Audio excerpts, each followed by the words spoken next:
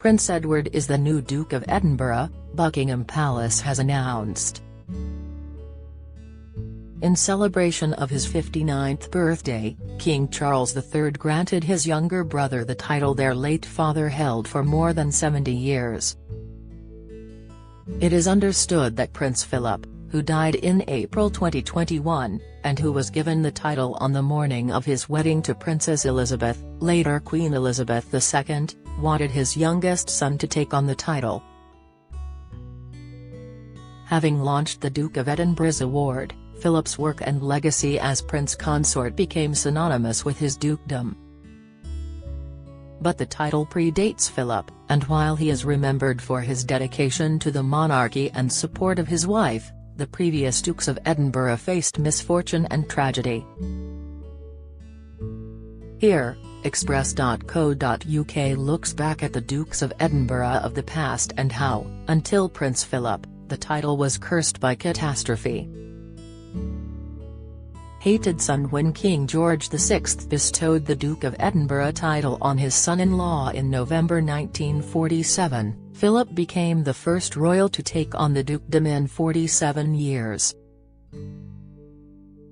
Before him, 3 others were styled as such: Prince Frederick, Prince George, later George III, and Prince Alfred, all of whom suffered a series of unfortunate events. The son of King George II and Queen Caroline, Prince Frederick was the first to hold the title. His grandfather, King George I, created the dukedom in 1726 and bestowed it on his grandson. Frederick grew up in Hanover and did not move to England until 1728, arriving as a young man and heir to the throne, as his father had become king only the year before.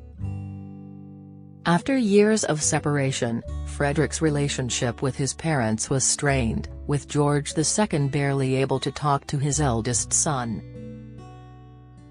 Though the root of the antipathy has never been truly established, their mutual hatred was a well-known national scandal. Harry not welcomed by Anne and Sophie Wessex at Philip's funeral. Unearthed accounts: Prince Harry was not welcomed by Princess Anne and Sophie Wessex at the funeral of Prince Philip last year, according to a royal expert.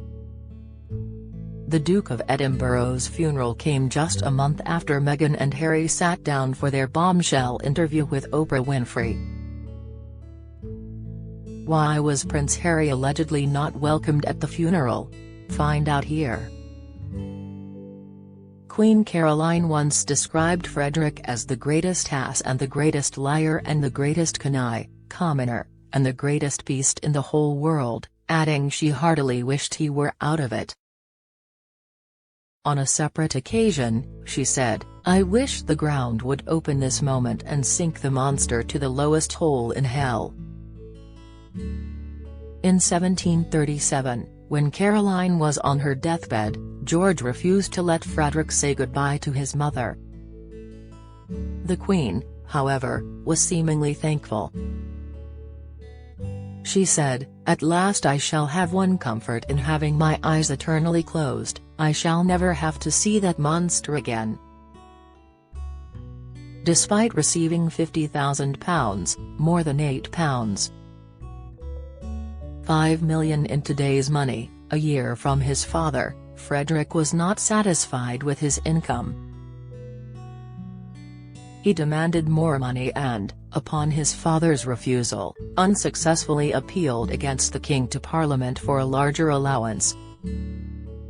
At the time, having been banished from the king's court, Frederick was running his own rival court, manoeuvring against Sir Robert Walpole, chief minister to his father and widely regarded as Britain's first prime minister.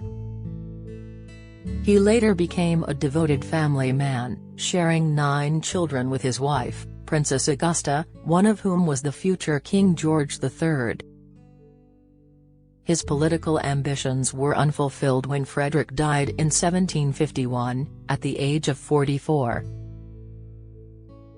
His death has been recorded as one of the most unusual in British history, with some sources claiming he died after being hit with a cricket ball, causing an abscess to burst. confined to his bed. Moments before his death, Frederick reportedly uttered the words, "Je sens la mort," French for "I smell death." He predeceased his father, making him the most recent Prince of Wales to have not become monarch. Secluded sovereign after Frederick's death, his son became the second-ever Duke of Edinburgh. Prince George, the second child of Frederick and Augusta, also became heir apparent and later the Prince of Wales. George only held the dukedom for 9 years before his grandfather's death in 1760 saw him accede to the throne. Unlike his father and grandfather, who grew up in Germany, George was born and brought up in Britain and expressed his love for his country by telling Parliament in his accession speech, "I glory in the name of Britain." He is most commonly associated with Britain's best-known military defeat in the American War of Independence.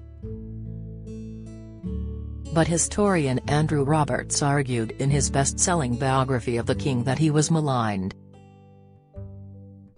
Throughout his reign, George founded the Royal Academy, bought Buckingham Palace and gave royal assent to the 1807 Act that made the slave trade illegal. The final years of his life, however, descended into tragedy. For decades, George had suffered from ill health, and in 1810, following the death of his daughter Amelia, his mental health deteriorated. His son, the Prince of Wales, later George IV, acted as regent for the remainder of George's life. By the end of 1811, the king had become permanently insane and lived in seclusion at Windsor Castle until his death in 1820. The Duke of Edinburgh ceased to exist until 1866, 46 years later, when a new monarch recreated the title. Secluded sovereign after Frederick's death, his son became the second-ever Duke of Edinburgh. Prince George, the second child of Frederick and Augusta, also became heir apparent and later the Prince of Wales. George only held the dukedom for 9 years before his grandfather's death in 176 saw him accede to the throne. Don't miss. Poll: do you support Edward being given Duke of Edinburgh title? Poll: Archie and Lilibet won't use HRH after becoming Prince and Princess. Insight: Prince Andrew has ace up his sleeve in workhorse ex-wife Fergie. Latest devastating loss: the next royal to be honoured with the dukedom was Prince Alfred, the second son of Queen Victoria and Albert, Prince Consort. He was created the Duke of Edinburgh during his mother's birthday honours on May 24, 1866. Just years earlier, in 1862, he had been chosen to succeed King Otto of Greece on his abdication. However, the plan was thwarted by the British government, largely because his mother was staunchly opposed. Nearing the age of 20, Alfred had been serving in the Royal Navy for 6 years and was eventually appointed to the command of the frigate HMS Galatea. He became the first royal to visit Australia when he sailed to the country as commander of his own ship, arriving for a 5-month tour and receiving a warm welcome from his future subjects. However, the Duke had a close call during a visit to Sydney in 1868, when he was attacked by a man with a revolver. Alfred was shot just to the right of his spine. For 2 weeks, he was tended to by nurses, trained by Florence Nightingale, who brought him back to full health. His would-be assassin, Irish Baron Henry O'Farrell, was subsequently tried and executed. Though unhappily married to his Grand Duchess Maria Alexandrovna, the daughter of Tsar Alexander II, the couple produced 5 children who survived into adulthood. His eldest son, also called Alfred, was suffering from syphilis and depression, having been involved in a scandal involving his mistress. During his parents' 25th wedding anniversary celebrations in 1899, the young prince shot himself and, despite initially recovering, died 2 weeks later. His father was devastated. 18 months later, the elder Prince Alfred met his own end after a battle with throat cancer. His death was said to heap further misery on his mother after her decades-long mourning following her husband Prince Albert's demise in 1861, and the loss of 2 of her other children. Victoria died just 6 months later, in January 1901. Elizabeth's strength and stay. 47 years later, the Duke of Edinburgh title was created for a third time when Prince Philip married Princess Elizabeth and was given the title by her father, King George VI. Born on the Greek island of Corfu on June 10, 1921, to Prince Andrew of Greece and Denmark and Princess Alice of Battenberg, Philip was 6th in line to the Greek throne. Following the forced abdication of his uncle, King Constantine I, after Greece's defeat in a war with Turkey, Philip and his family fled. The following years were marked by tragedy and loneliness, and the family grew fractured. Princess Alice was confined to a sanatorium in Switzerland, Prince Andrew had forged a new life in the south of France, and Philip's sisters had settled in Germany. The prince later commented, "It's simply what happened. The family broke up.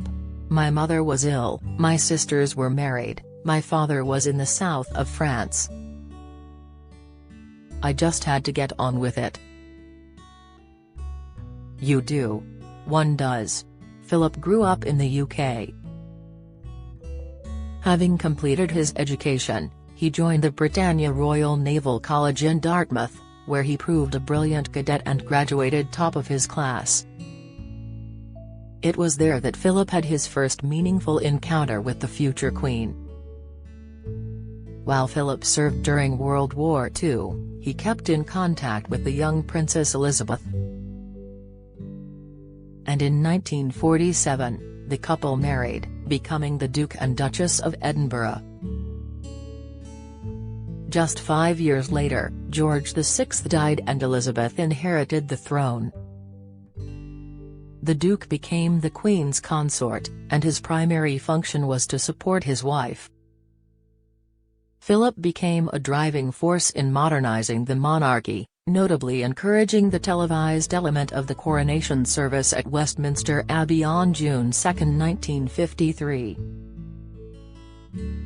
But one of his most enduring legacies is the Duke of Edinburgh's Award, founded in 1956 at the urging of his former headmaster, Kurt Hahn.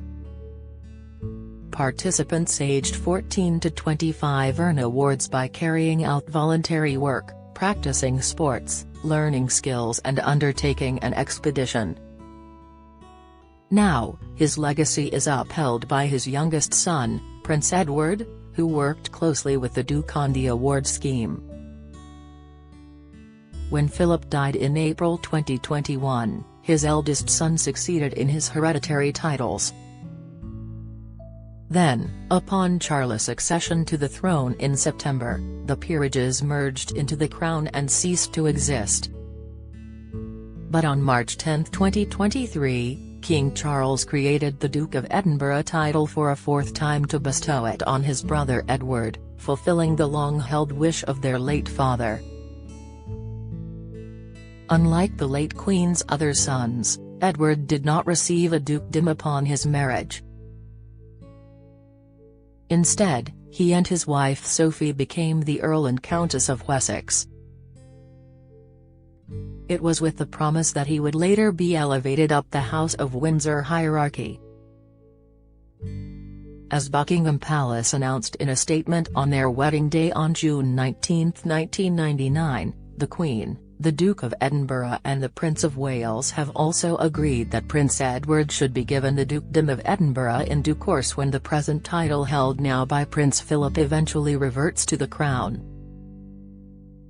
Despite this, Edward never thought inheriting the title was definite, telling the BBC in an interview to mark what would have been Philip's 100th birthday in June 2021 that the idea was a pipe dream of my father's.